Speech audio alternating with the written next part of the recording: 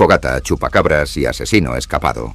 Un grupo de adolescentes estaba sentado alrededor de la fogata, riéndose y contando historias de terror.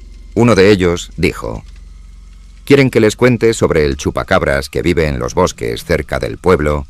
Todos se rieron, pero escucharon atentos mientras describía cómo la criatura atacaba ganado, dejaba marcas extrañas y desaparecía sin dejar rastro.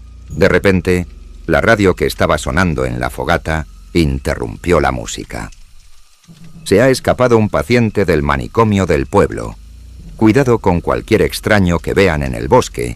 Los chicos se miraron entre ellos y empezaron a reír nerviosamente, pensando que era una coincidencia.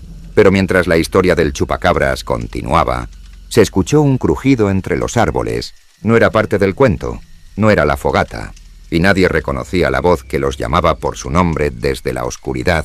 En un instante su valentía nocturna se terminó. Saltaron de sus asientos y escaparon corriendo como locos hacia campamento. Dejando la fogata y las historias atrás, esa noche aprendieron algo importante. Algunas historias de terror no solo se cuentan. Algunas te encuentran a ti.